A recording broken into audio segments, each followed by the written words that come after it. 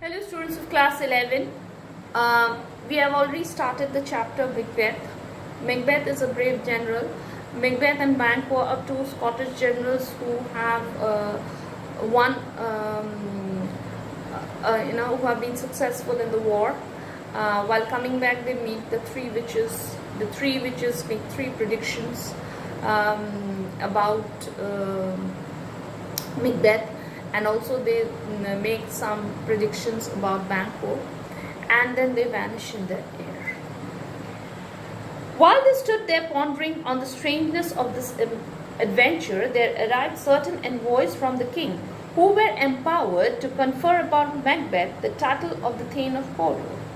It was an event so miraculously corresponding with the predictions of the witches that Macbeth stood there wrapped in amazement, unable to respond to the greetings of the envoys. So, after the witches had gone by, both the generals realized that these strange, weird sisters were witches. So, while they were pondering, that is, thinking deeply about them, all of a sudden, some messengers from the king came who had the power to confer titles, and they conferred, that is, they gave the title of the Thane of Cawdor to Macbeth. And Macbeth, it was so unexpected, but it was so coincidental that a few minutes before the second witch had addressed Macbeth as the Thane of Cawdor, and just a few moments later, he is being given the title of the Thane of Cawdor. So it was so unexpected that he was utterly surprised, and as he was wrapped in amazement, that is why he had forgotten to greet the messengers of the king. Hopes began to swell in his heart as he was now thinking of the prediction of the third witch. Turning to Banquo, he said, "Do you not hope that your children will be the kings of the future, since what the witches promised to me has so wonderfully come to pass?" So, once this prediction of the second witch came true, Macbeth started thinking of what the third witch had told him. And what did the third witch address him? That is, the King of Scotland hereafter. So hopes began to swell, that is, he began to think, hopes began to rise in his heart. So he began to think that maybe someday I can become the King of Scotland.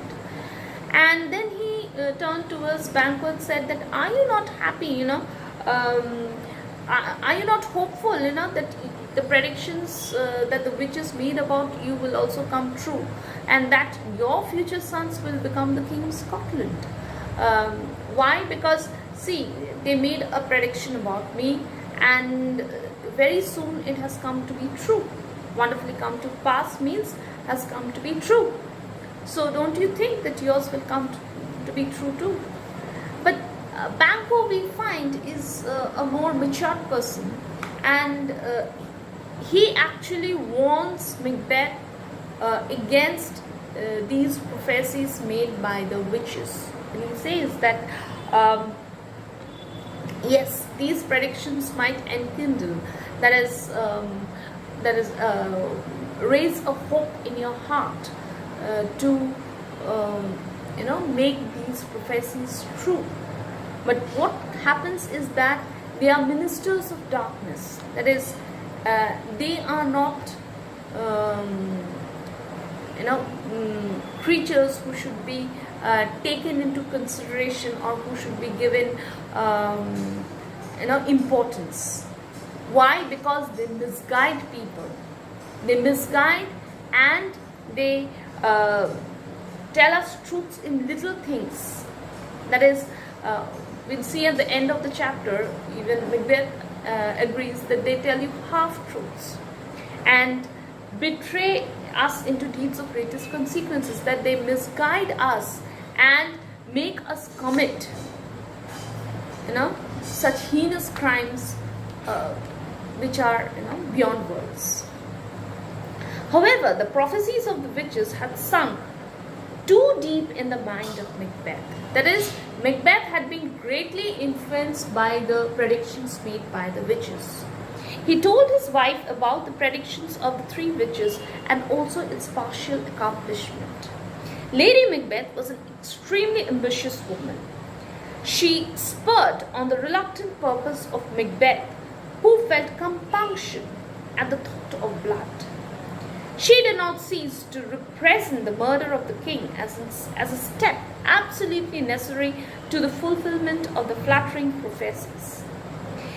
It happened that at this time King Duncan came to visit Macbeth's castle along with his two sons, Malcolm and Donalbain, and numerous thanes and attendants to honor Macbeth for his triumph against the rebels.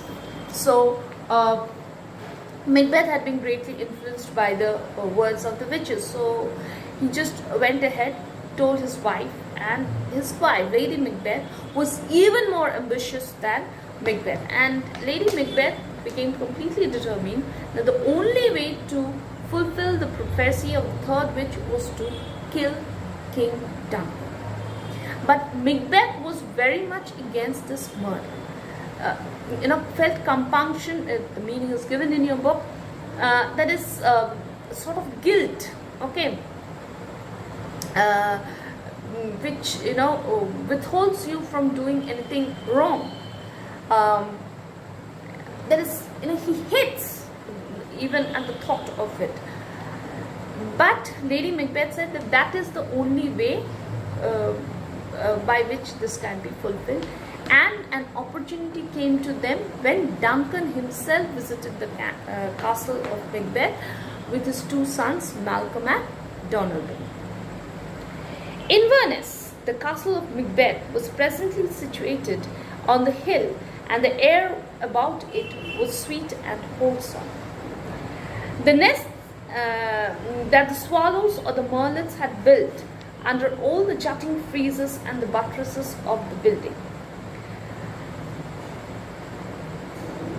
The king was extremely pleased as he entered the palace, not only for its wonderful ambience, but also due to the attention and respect of his hostess, Lady Macbeth, who had developed the art of camouflaging her treacherous purposes with smiles and charming etiquettes. So, Inverness is the name of Macbeth's castle. So, this king, when he came into this palace, he was greatly charmed by it.